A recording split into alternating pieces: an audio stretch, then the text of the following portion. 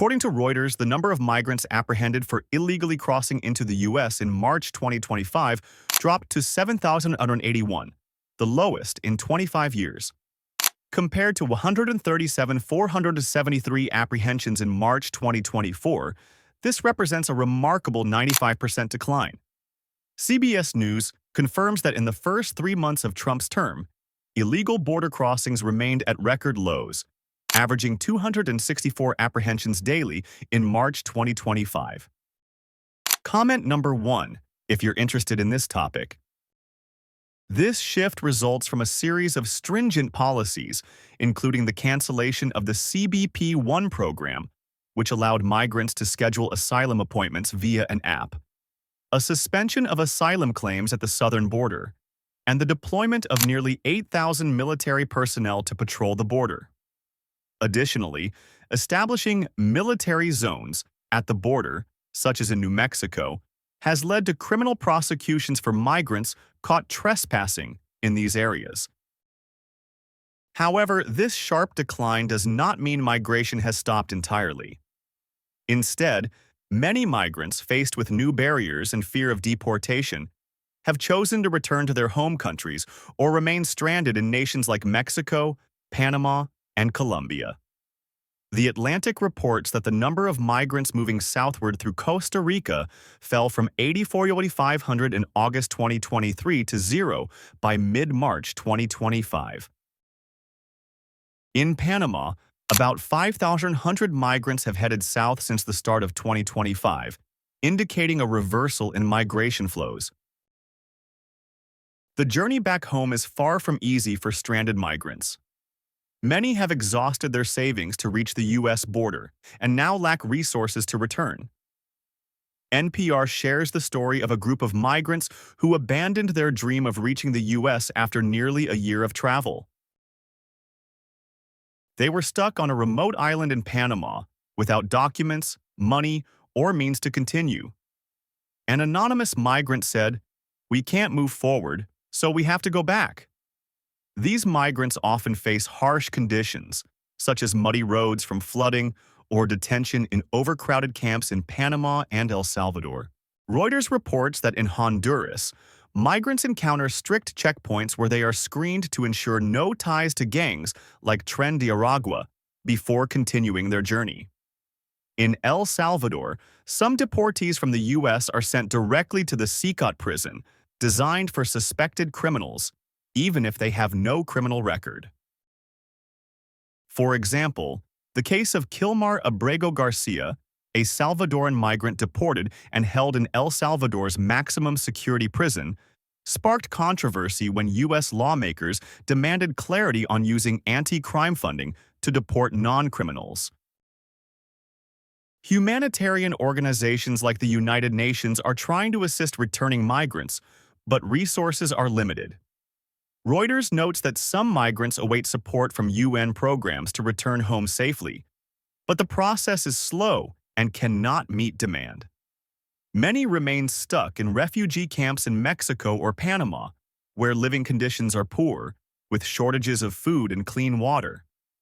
Others fall prey to human trafficking networks exploiting their desperation. Central and South American countries face significant pressure from the Trump administration to curb migration and accept deportees. According to the New York Times, Trump has used aggressive diplomacy, demanding that Mexico strengthen border controls to prevent migrants from reaching the U.S. Mexico has responded by increasing patrols and setting up checkpoints, leaving many migrants stranded in cities like Tapachula. In Panama, the government reports an increase in migrants traveling south, but infrastructure is inadequate to handle this flow. Detention camps in Panama are often overcrowded, and many migrants are stuck in jungles or remote areas. Similarly, Colombia has seen a rise in returning migrants but has refused some U.S. deportation flights, straining diplomatic relations. El Salvador stands out, with President Nayib Bukele's administration agreeing to accept deportees and detain them in facilities like Secot. However, this raises human rights concerns, as some non-criminals are treated as offenders. Human rights groups have established WhatsApp hotlines to help families locate loved ones deported to El Salvador, but information remains scarce. The Trump administration claims it has achieved the most secure border in modern history in under 100 days, with border crossings down 98% from their peak under Biden. However, experts argue this reduction is unsustainable without addressing migration's root causes, such as violence, poverty, and political instability in Central and South America. Meanwhile, stranded migrants face unresolved challenges. Support programs from the UN and NGOs are overwhelmed, and many countries are unprepared to absorb large numbers of returnees. Additionally, lawsuits against Trump's policies, led by Democratic-led states and migrant rights groups, could slow or alter some harsh measures. In the long term, the U.S. must consider more comprehensive solutions, such as partnering with regional countries to improve living conditions and create economic opportunities, rather than focusing solely on deterrence and deportation. Otherwise, migration flows may resume when current policies lose effectiveness or conditions in migrants' home countries worsen. The dramatic drop in illegal U.S. border crossings in 2025 clearly reflects the tough immigration policies under President Trump. However, it has also pushed thousands of migrants into desperate situations, stranded in neighboring countries or struggling to return home under harsh conditions. Stories of separated families, dangerous journeys, and shattered dreams reveal the darker side of these measures. While the U.S. may achieve its border security goals, the question remains whether the humanitarian and social costs are truly justified. The future of stranded migrants remains uncertain, demanding attention and action from the international community. This article has utilized reliable sources and perspectives from social media to provide a comprehensive view. For a deeper understanding, readers can refer to statements from DHS, CBP, or reports from Reuters, The Guardian, and WOLA. For CBS Mornings, I'm Elizabeth Palmer in Tokyo. The federal government's CBP One app was, for 2 years, Just after sunrise, we saw the first group of but today, Mom, Dad, in the U.S. and Lucy. The Department of Homeland migrants make their way from Mexico through a gap between the 30-foot steel Security terminated Uncle Wong, Auntie Lunch. protections for the more than 9 under a bit of razor wire and into the United States.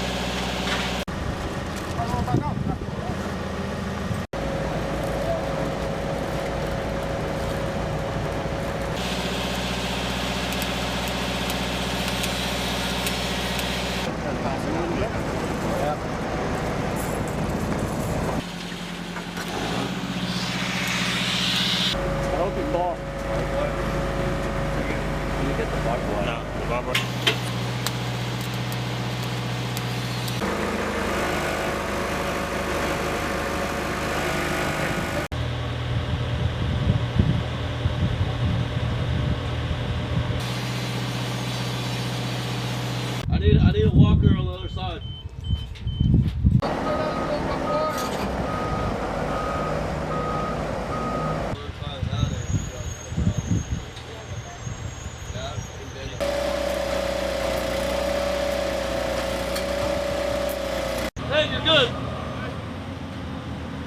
far now?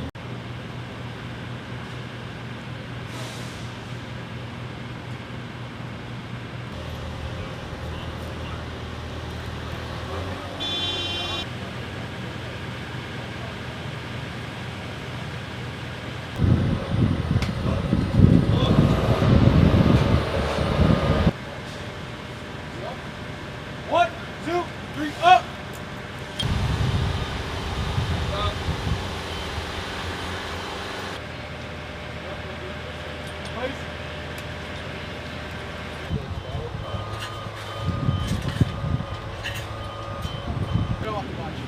Hey Howard, you can remember that school?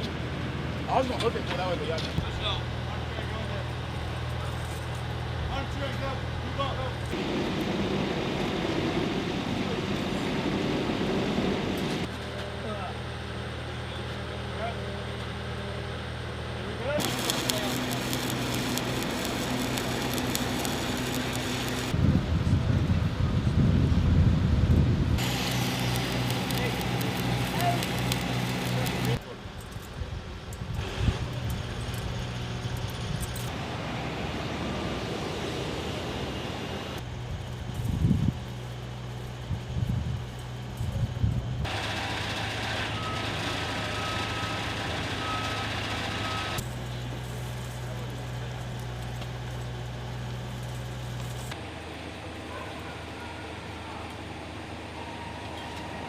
I can just try and keep it close to this side.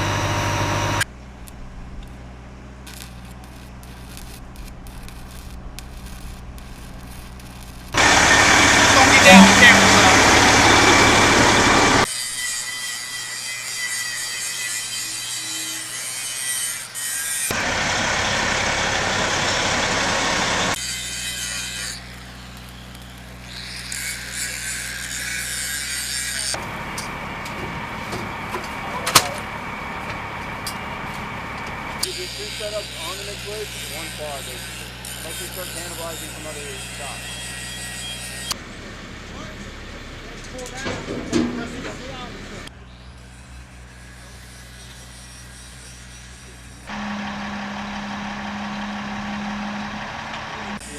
So the placement of this particular strand, what's the rationale behind it?